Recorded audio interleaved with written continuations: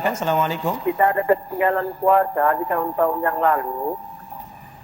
Kemudian kita mengkodonya di bulan Syawal. Apakah boleh digabungkan niatnya dengan puasa Syawal? Baik. Ya, kita tangkap maknanya jika ada kewajiban puasa yang sifatnya mesti mengganti qadha dari puasa Ramadan yang belum ditunaikan dengan sempurna. Seperti perempuan yang datang masa haidnya saat Ramadan, kemudian telah tuntas masa Ramadannya, masuk ke Syawal, dihadapkan pada situasi antara memilih dia mengerjakan puasa sunnahnya atau mendahulukan qadhanya. Mana yang harus didahulukan di sini? Baik. Antum mau jawab silahkan, saya pulang. Coba lihat dulu. Kita bukan main tebak-tebakan di sini ya. Kita harus kembalikan ke dalil dulu. Baik. Lihat sini, di sini ulama terbagi dua pendapat. Pendapat pertama yang mutasyaddid, yang sangat ketat. Ulama menyampaikan jika terjadi dua situasi, antum punya kewajiban qadha, baik perempuan yang tengah haid pada saat Ramadannya atau pria yang punya persoalan kemudian dia mesti mengqadha karena sakit atau yang lainnya, bertemu di bulan Syawal, ingin memilih antara Syawal dengan qadhanya yang wajib, maka pendapat ulama pertama dahulukan yang wajib. Karena sifat wajib dalam tatanan hukumnya itu di atas sunnah, prioritas dan menjadi hutang dia. Jika dikerjakan berpahala, jika ditinggalkan berdosa dia di situ. Didahulukan kemudian qadhanya, baru kemudian selesai qadhanya dia masukkan atau teruskan dengan sunnahnya yang 6 hari di bulan Syawal itu. Jika dia mendapatinya, alhamdulillah. Jika tidak mendapatinya dengan keinginan dan niatnya, maka pahalanya dituliskan di situ. Paham sampai sini? Baik. Yang kedua, ini mutasahilin, yang agak longgar di sini. Yang agak longgar. Maka boleh kemudian mendahulukan puasa Syawal dulu.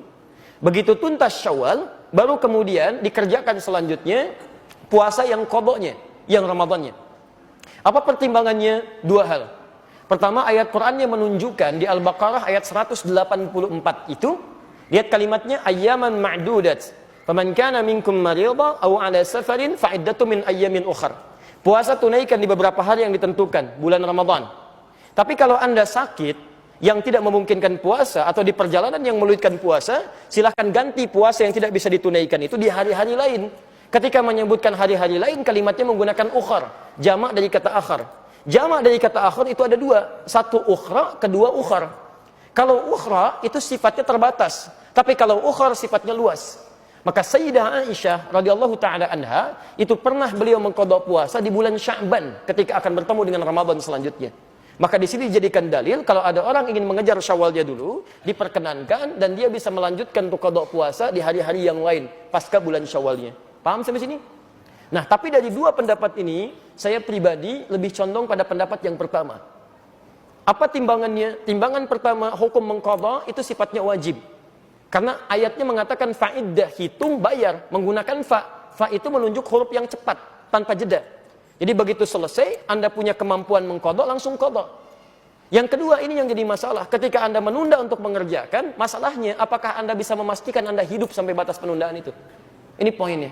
Kita tidak bisa memastikan. Bahkan ada orang yang ingin tobat saja ketika mau masuk ke taklim, baru mau berangkat, Pak, di tengah jalan meninggal. Itu ada di Quran surah keempat, An-Nisa ayat 100. Wa may yuhajir fi sabilillah yajid lahu fil ardi muraghaman katsiran was'ah. Wa may yakhruj min baitihi muhajiran ila Allah wa rasulih thumma yudrikul maut. Ada orang ingin berubah dia, ingin berhijrah. Lebih baik dalam pandangan Allah dan Rasulnya, baru berangkat untuk berubah. Ya, dalam masa lalu itu maaf ada yang sampai bunuh 100 orang, pernah mabuk, pernah berzina, dia pengen berubah. Lalu dia berangkat ke majelis ilmu, ingin merubah dirinya. Ada sentuhan dalam dirinya.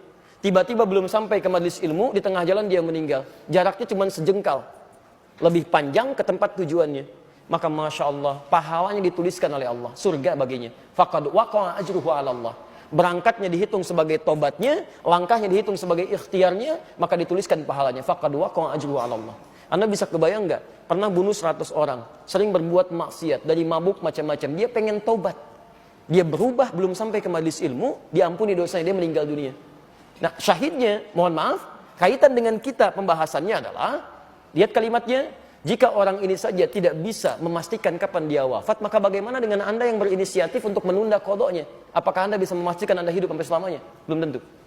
Tapi poin keduanya, jika orang pernah bunuh 100 orang saja dia pengen berubah, Allah menjamin dengan surga, maka bagaimana dengan Anda yang nggak pernah bunuh orang, nggak pernah Anda mabuk sebanyak orang tadi, nggak pernah bermaksiat seperti orang tadi?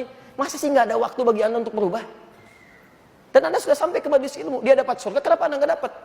Maka saya ajak semuanya, ayo, yang pernah bunuh orang, pernah bacok orang, pernah lukai orang, pernah macam-macam orang, tiba saatnya Anda berubah. Anda mau sampai kapan lagi begitu? Kalau dengan keterangan ini, dengan contoh ayat tadi, dengan kisahnya, belum menyentuh Anda berubah, mau sampai kapan seperti itu? Kalau Anda ingin bertahan dalam keburukan, maaf, Anda tertinggal. Fir'aun lebih duluan dibandingkan Anda. Lebih jagoan, dan dia lebih hebat dibanding Anda. Punya bala tentara, pernah mengaku Tuhan, pasukannya dahsyat. Anda siapa? Tidak lebih buruk dibandingkan Fir'aun. Dan Anda punya peluang untuk berubah. Anda pernah jadi pemabuk? Ayo, sekarang saatnya berubah. Anda pernah bermaksiat? Sekarang saatnya berubah. Mumpung ada kesempatan. Dan tidak semua orang soleh sekarang, bukan berarti masa lalunya pun baik. Ingat pesan saya. Tidak semua ikan yang gemuk berisi daging seluruhnya. Pasti ada tulangnya. Seperti halnya ikan kurus akan selalu punya dagingnya. Saya pun jangan dianggap soleh. Menurut Allah barangkali aibnya ditutup saja. Sehingga tidak tampak dalam pandangan Anda. Hanya kita berubah. Ya, dan kesolehan itu tidak diukur dengan selalu harus dekat dengan persoalan agama. Mungkin Anda jadi pengusaha yang soleh. Manfaatkan harta Anda untuk meraih surga Anda. Anda punya kedudukan, jadilah punya kedudukan yang saleh. Manfaatkan jabatan Anda untuk surga Anda dan sebagainya. Itu yang coba kita kedepankan dalam kebaikan. Jadi singkatnya jawaban untuk Anda, silahkan Anda bisa lakukan. Qadha itu bukan bisa tapi harus. Bukan boleh tapi harus. Jadi begitu masuk Syawal, saran saya bayar dulu qadha Anda. Setelah selesai baru kemudian Anda kerjakan bagian dari puasa Syawalnya jika itu memang masih ada kesempatan untuk menunaikannya. Jika tidak maka niatkan sebagaimana Anda puasa. Mohonkan kepada Allah, ya Allah, saya menginginkan untuk menunaikan puasa Syawal dan saya punya kewajiban untuk qadha. Mohon berikan kemuliaan ya Allah seperti Engkau berikan kemuliaan kepada orang-orang yang telah mengerjakannya. Dan mohon mudahkan orang-orang yang puasa Syawal sekarang ya Allah seperti Engkau mudahkan orang-orang puasa saat Ramadannya. Begitu mereka puasa karena doa Anda mudah dan ringan, maka Anda mendapatkan bagian dari pahalanya.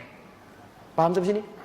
Jadi coba cari peluang pahala. Walaupun Anda tidak mengerjakannya, tapi Anda mencoba menitipkan bagian kebaikannya. Ibu sedang haid, tidak bisa puasa Syawal. Tapi kan tidak menghambat ibu untuk mendoakan pada akhwat yang sedang puasa.